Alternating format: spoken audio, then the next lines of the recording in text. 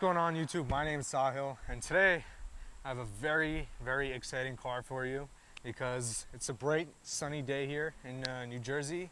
We've been getting a lot of storms recently, but I did get a brand new JCW Clubman. This is my car. No, just kidding, it's not my car. My friend actually, he's a mini enthusiast. You can follow him at JCW Clubman.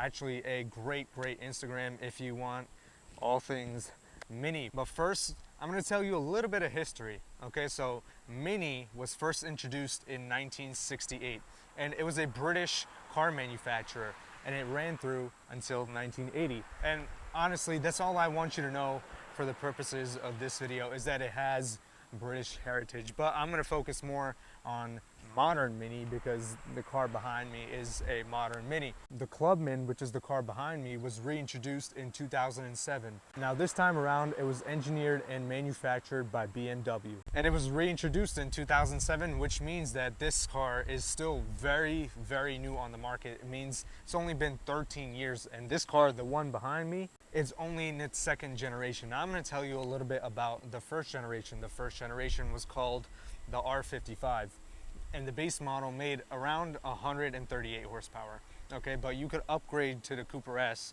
which made 172 horsepower. Now that generation ran from 2007 to 2014. Another thing about the first generation is that it only weighed 2,600 pounds, which is about 1,200 kilograms. One cool thing about the first generation was that it also had coach doors, which is the Rolls-Royce style doors, right? And in 2012, Mini introduced a club van, which was a commercial vehicle version of the Clubman. Then came the F54 generation. Now the F54 generation obviously got bigger and bulkier, as cars do now, and it had better technology, and you got a power bump in the base model. The base model making 134 horsepower, and the Cooper S making 189. And both of these cars had all-wheel drive as an option, whereas if you went with the John Cooper Works, you had all-wheel drive as standard, and you got a 228 horsepower engine. But this is the JCW that you want to have if you want to have a JCW, because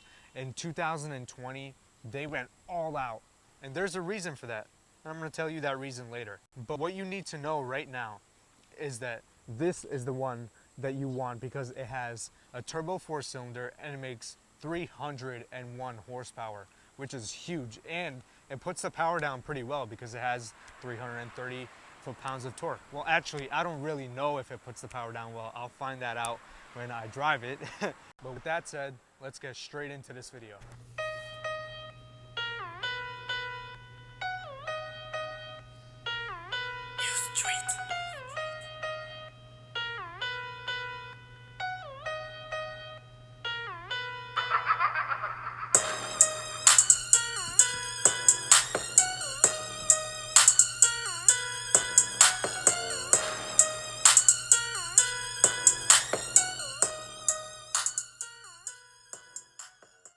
So this Clubman definitely has some nice upgrades over the standard one. This one has an upgraded suspension. It has 14-inch brake calipers in the front. It doesn't in the rear, but that's still better than what you get on a standard Mini. Now this car also has a limited slip differential, which can send power to the desired wheel when you want it, when you're going around a corner. And also it has all-wheel drive as standard, and like I mentioned before, in previous Mini models you would have to add that on as an option, whereas in this one it's standard. So now I'm going to talk about the styling of this car, and you'll notice that it's a very bubbly shape. And I'm going to tell you something, this car has a very oval theme to it. Now let me take you around and show you what I mean. Now let me explain to you what I mean by the oval shape. Now you'll notice the headlights are oval. The mirror is oval. Even the lock button, oval. This little gap, oval. Fuel tank filler cap, oval. The taillights themselves are oval-ish. The John Cooper Works logo, oval. The exhaust tips, oval, which they would be on any other car, but for this car, I'm just going to say it for the sake of saying it. The Mini logo itself. Also, oval, circular. Door handle, oval. The knob that opens and closes the vent, oval. Speakers, oval. By the way, Harman Kardon speakers, so nice. Infotainment system, oval. Gear selector, ovalish. This eject button, which I don't know what it does yet, oval. These climate controls, oval. Dead pedal, oval. Accelerator, oval. Brake pedal, oval. Gauge cluster, oval. Mirror controls, oval. The control panel for the entire infotainment system, oval. The parking brake, oval. And the gear selector is in an oval. One thing that I love, all of these are oval and they actually look like buttons that you would see in a fighter jet. So I love that theme. And last but not least, backseat headrests, oval. Now there is a method to my madness. There's a reason I mentioned all these ovals, okay? The reason I mentioned it is because this car has personality. And even the key fob for this car is oval, right? Exactly. This is the key fob for this car. Guess what? It's oval and it looks like a hand grenade, so it's really cool. So like I said, the purpose of me telling you about all of these ovals is basically just to tell you that this car has personality. Now, if you were to see an HRV, a Nissan Rogue, and all these other boring crossovers, right, like the Equinox and all these cars, you probably would not be able to tell the difference because they're so similarly styled. Now, obviously, this isn't a crossover. This is a wagon, but what I'm trying to get across here is that it's so much different than every other car on the market, and it's so much different than its main competition. Its main competition being the Golf. Because when you see one of these on the road, they definitely catch your attention. Now, speaking of its competition, like I said, the Golf R would really be its main competitor. But this car, I feel, is a bit overpriced, and I would never buy one new. But before I say that I would never buy one new, I want to tell you that I would never buy one new at MSRP. Now, if you walk out of the dealership and you buy this car at MSRP, you made a ridiculous decision because Mini is trying to get rid of these things. You see, the thing is that Mini has been clinging on to the American market. Really, they don't even market their cars that well here. They haven't been selling very many cars in the past few years, and now COVID happened.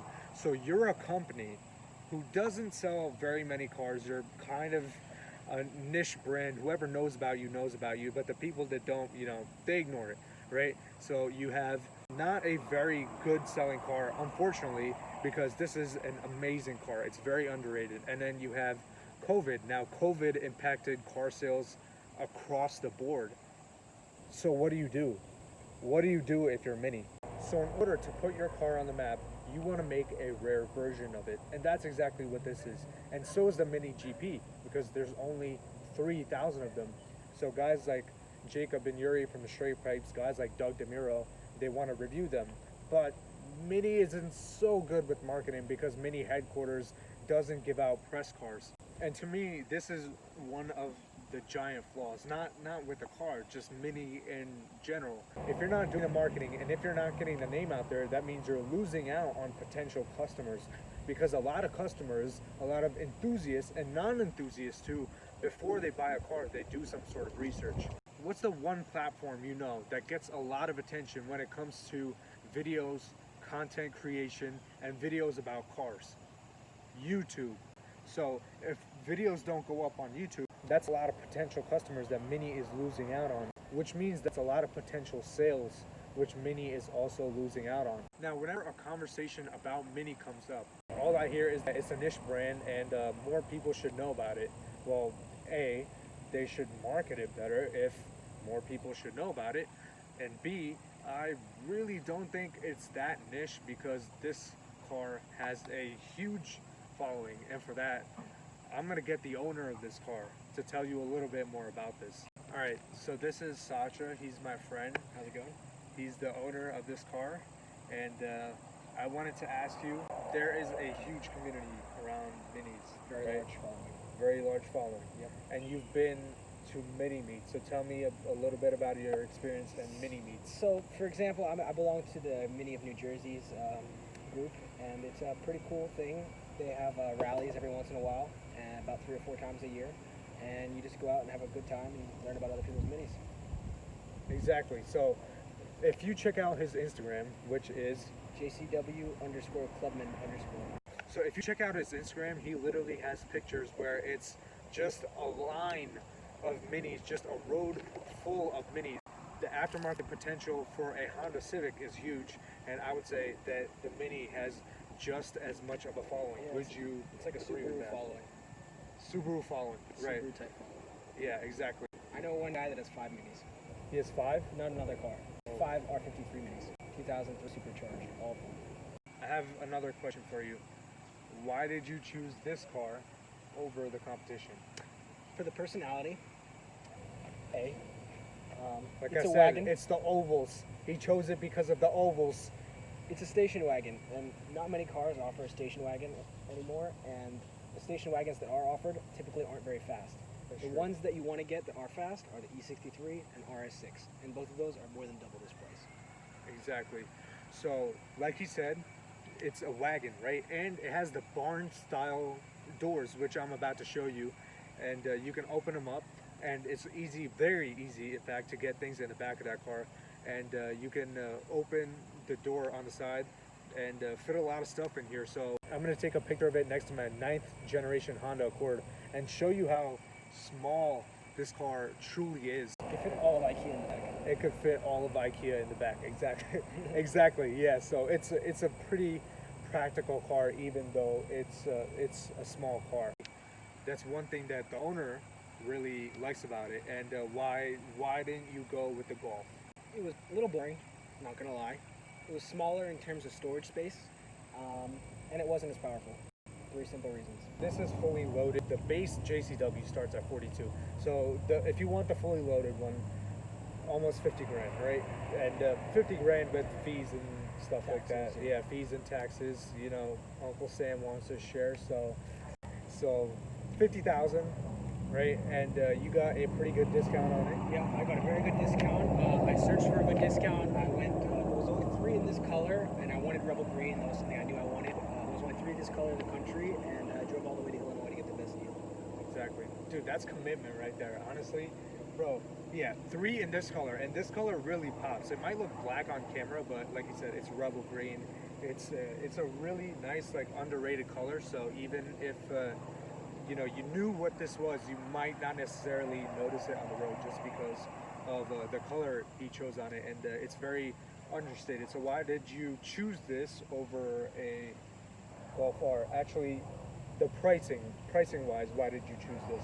Well, the main reason why was because I wouldn't be able to get a discount on the Golf R. I wouldn't have been able to get a penny off of it. I would have walked into the dealership and they would have told me that I would have had to pay full sticker price or very close to it, and I don't like doing that. And I think everyone wants a good price, and he even traded his old Mini in to get an even bigger discount. And honestly, the discount that he got on this car, the Golf R just cannot keep up with, because he has gotten a really, really good price on this vehicle.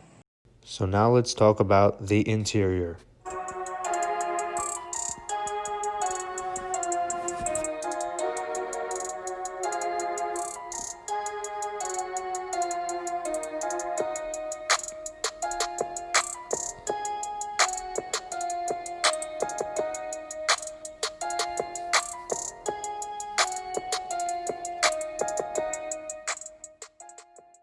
Alright, so interior impressions. I think this car looks amazing. Like, I'm not going to go into too much detail about it, but you do have a heads-up display. Alright, now one interior detail that I love about this car, and you absolutely can't miss it, is in the infotainment system. This little ring light right here. So, for example, when you turn up the climate control, it shows you exactly where you are.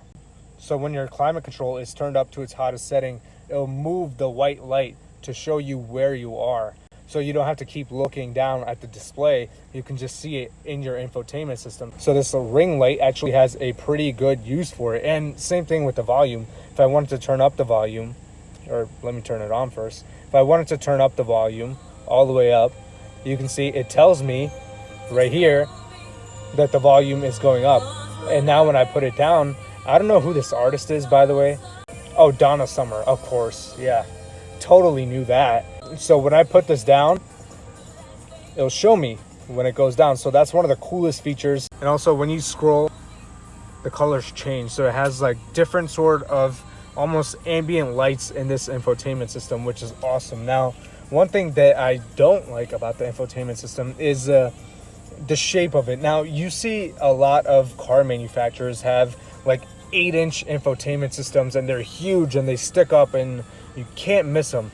And Mini, really what they wanted to do, they wanted to keep this oval shape because the car is themed that way. And when they made the infotainment system circular, they lost out on all of this space that could have been an infotainment system. So what, in my opinion, I think they should have just gone with a square infotainment system and maybe made it more of an eclipse, like a John Cooper Works logo, instead of this full-fledged circle, which they lose out on a lot of room here on the screen, as you can see. I think the interior, though, it's really, really nice. I don't know what this eject button does. What is it? Is it Ejectocito from Fast and Furious? I don't know. But I would not want to push it because it says eject in capital letters. So that's a cue not to push it, right? And these little buttons right here, I love this because they look like something that you would see inside of a fighter jet. And when you start this car, you don't just push the ignition to start like you would in any other car. What you do is you actually put your foot on the brake pedal and turn this car, or I'm going to turn it off now. You turn it off like that, or you turn it on like that. So that's one of the things that I really, really love about this car is the button layout. Now, these buttons over here are a little small, but I mean, they're pretty easy to get to. The owner of this car, my friend Sacha, he didn't want to option out the seats because just like with Mustangs, when you option out and you choose to get the sport bucket seats, you lose the option of having a heated seat. So he chose to go with a heated seat instead.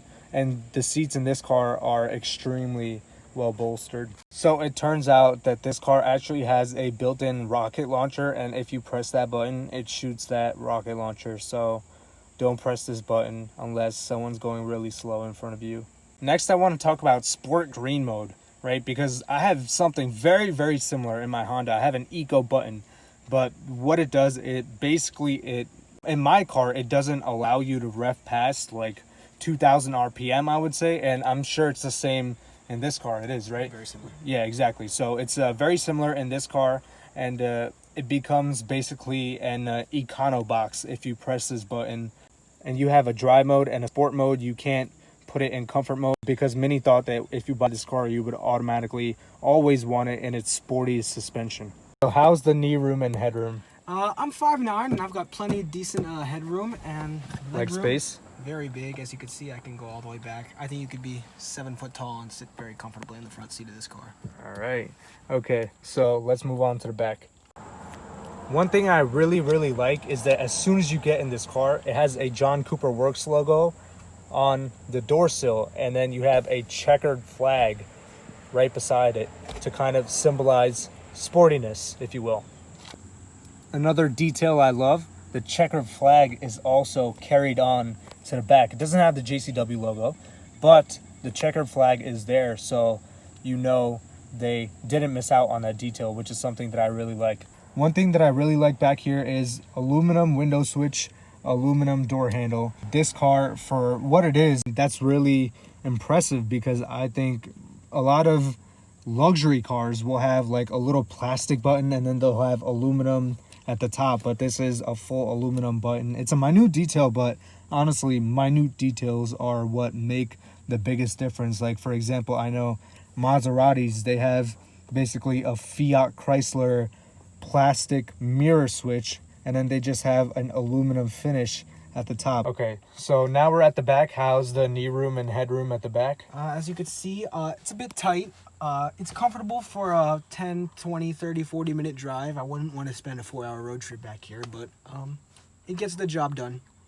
Okay, and how's the headroom? Headroom, it's a little tight, about 3 or 4 inches of space. Gotcha.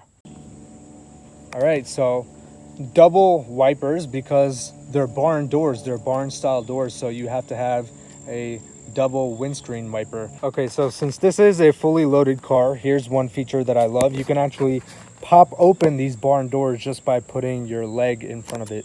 And you don't think that that would be possible since, you know, these are barn style doors, but it is possible in crossovers, and they've made it possible here too. So great attention to detail by Mini. All right, so let's demonstrate that feature. So you just gotta simply kick right under the license plate. Boom, and it popped it open. Let's go. Pop that open too right there. Now, a lot of cars, you'll notice that they have 40-60 rear splitting seats, but this car has a 40-20-40. So you could actually choose which one you want to put down. So if I was just fitting some golf clubs in here and I just wanted to put the middle one down, I could absolutely do that. I wouldn't put the whole seat down. If I wanted to just put that one down, I could do it. If I wanted to just put that one down, I could absolutely do it. And since this is a pretty small car, if you want to put the seats down, you could just do it through here. You could just reach around and you just fold it down the seat. So honestly, you could fit big appliances, which is pretty cool since this is a small car and it handles pretty well. So really like that feature. Like I said before, this car has British heritage and it pays homage to its British heritage by the shape it has in the taillights. And that was perfect timing right there. Thank you for that. This is a British flag inside the back of this taillight. Again, paying homage to their British heritage. Okay, so even though this car has British heritage, it doesn't hide the fact that it is a BMW, okay? And I'm gonna show you some examples of that. So, right here, BMW. Right here again, BMW. On the hydraulic struts, there is a BMW logo. And on the hood right here says, I'm totally gonna butcher this pronunciation, but it says Bayerische Motorwerke, which is BMW for short. One thing that I noticed right here is that the washer fluid is for some reason in the corner. So when you pour your washer fluid, it'll get in the way. And when you pour it, it's like a gallon of washer fluid. So as I will now demonstrate poorly, your hand will kind of get in the way. And I don't know why they have it in the corner here, but I personally just think that it's a pretty poor design to have the washer fluid over there. But then again, it's a pretty small car, hence the name Mini. So I guess they had to find somewhere to put it and they chose to put it here. And now, time to hear the exhaust. Let's do it. Rev it!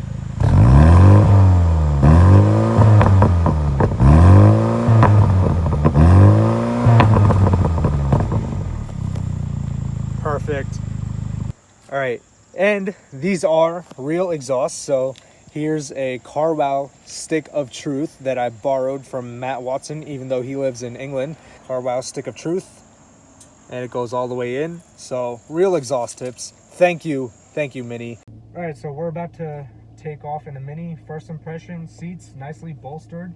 Thickness of the steering wheel, I think it's perfect. Okay, so we're about to take off. So the first thing always you want to do is wear your seatbelt. The second thing you always want to do if you're a new driver is you want to turn off the traction control.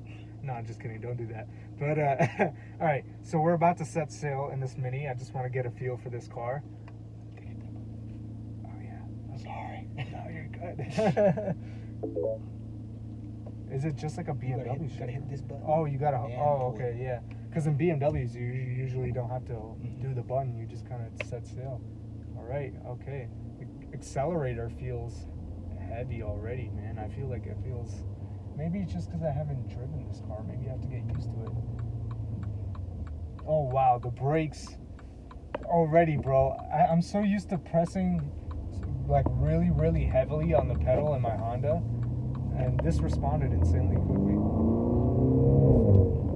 Wow, the sound is amazing. I mean, you put the foot on the floor, and it really, really goes. It really just.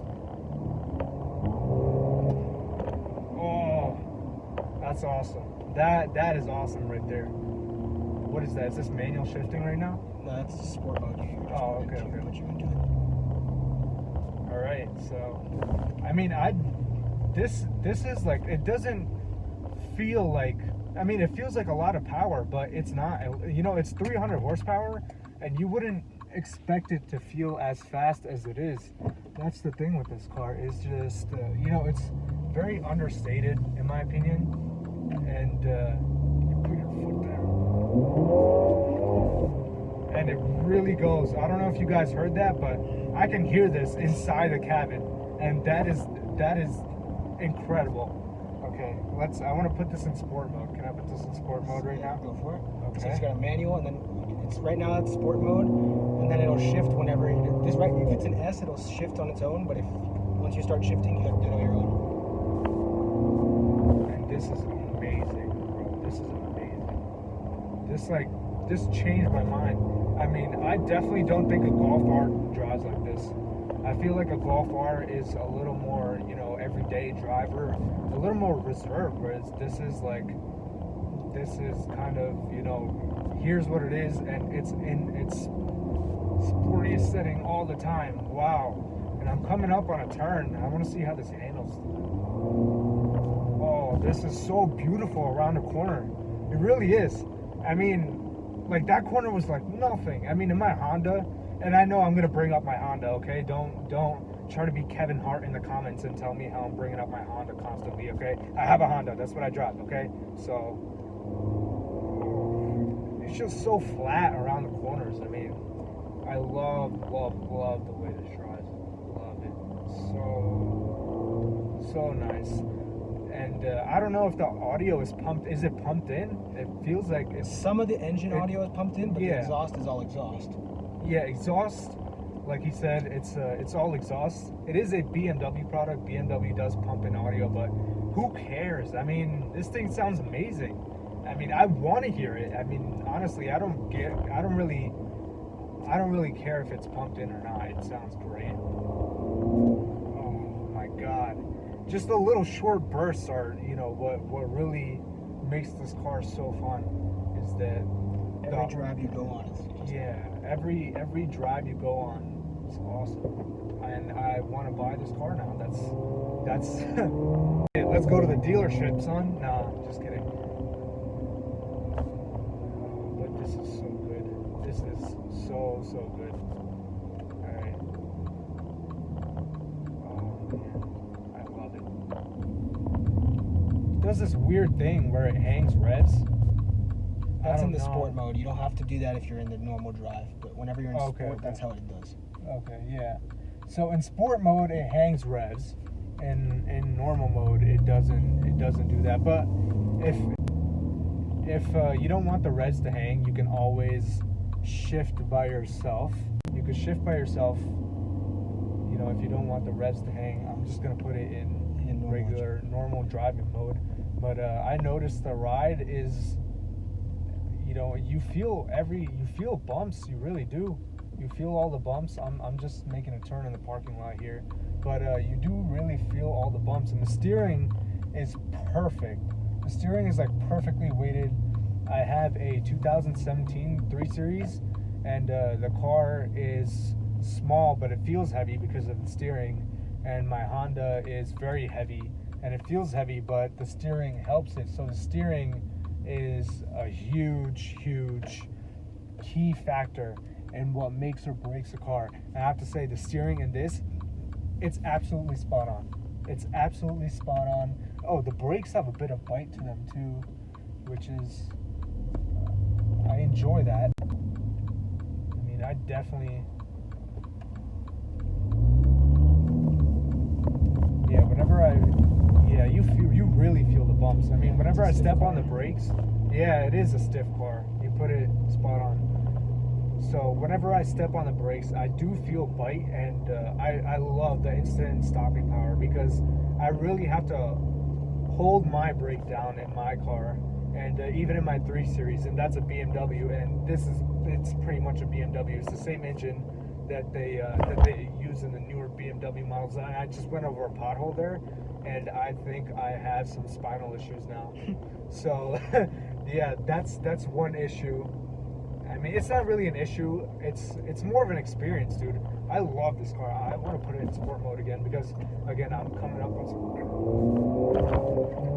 I floored it, and oh my god, this thing rips. I want you to stay in it.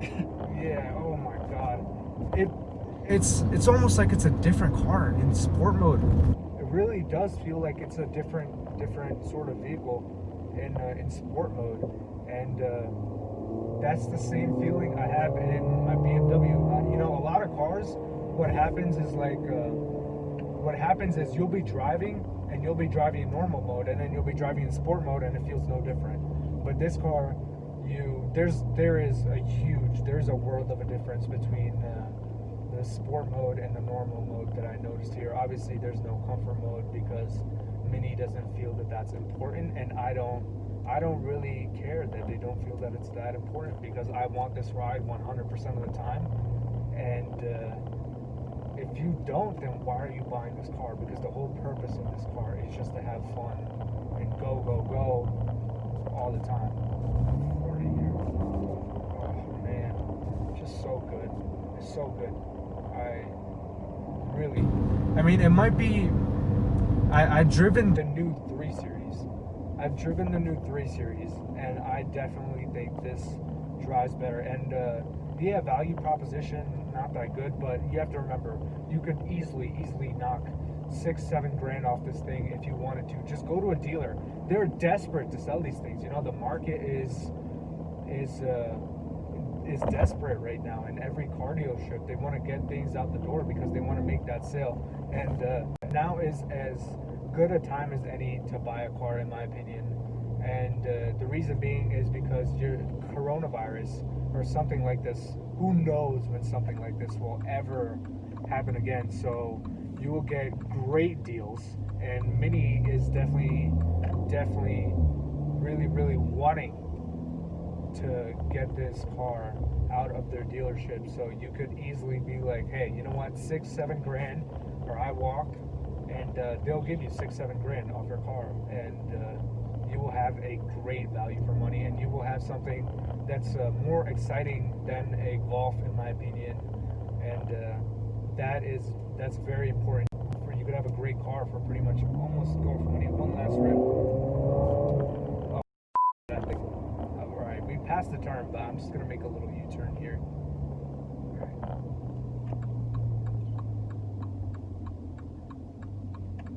Yeah, so that's the great thing about it, is that you could have an amazing car for pretty much Golf money. And Golf is sort of thought as kind of like an econo bus, but not the Golf R. But see, again, the ride is kind of beating me up a bit here, and we're on this roundabout, and it had some cracks in the road, and I could feel every little bumper crack.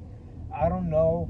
See, I want to ask you something. So, when you drive this car on the daily, do you feel bothered at all by potholes, cracks, and bumps? To an extent. Is it fine, or are you used to it? I'm not gonna lie, I plan my route accordingly. I will avoid roads with these big bumps. But I'm jiggling around it's right a here. stiff car, as you said. You know what you're getting into when you're buying it. Yeah, exactly. So people who buy this thing, they know what they're getting into. And exactly, you have such a nice, practical car, and you could definitely get a great discount on it, which is the main point I'm trying to make here, is that people say, oh, you know, it's not Golf money. Yes, it is Golf money, because they're desperate to sell these things, like I said before. And it's a wagon, and wagons, for some reason, they don't sell well in the United States, but I think they should, because wagons, I think they're just cool. Oh, look at that Subaru wagon. Okay, so wagons, honestly, I feel they're just cooler than. Nice. Sorry. I think wagons, they don't sell well in the U.S., but I feel like they're cooler than crossovers and SUVs. And you have a wagon like this that doesn't weigh a ton. It has a great ride. When you punch it, it goes. And you have a car like this, and you really don't need anything else. It's just the biggest multi-purpose car that I think I've ever driven, because you could fold the seats down, you could get appliances in here, and you could get great lap times, and you could just have a fun overall driving experience, and then get x-rays done after it because the ride is a little stiff. So there you go. That's my review of the Mini, and if you enjoyed it, leave a like. If you didn't, I don't know what to tell you. Comment, subscribe, so I can bring you some more amazing car reviews, and I will see you guys in the next one. Peace. Thank you to the owner, Sacha. He's my friend. Thanks for having me. Of course, he goes to meets with me. We went to the one in Garden State. yeah, Garden State Mall. Yeah, Cars and Coffees. So yeah, he goes to a lot of meets. He's also a car enthusiast, and I think he definitely made the right choice. I was kind of making fun of him a little bit for choosing a Mini, but now that I've driven it, I have zero doubts in my mind that he made the correct choice. So thank you, and see you later, man. Next time.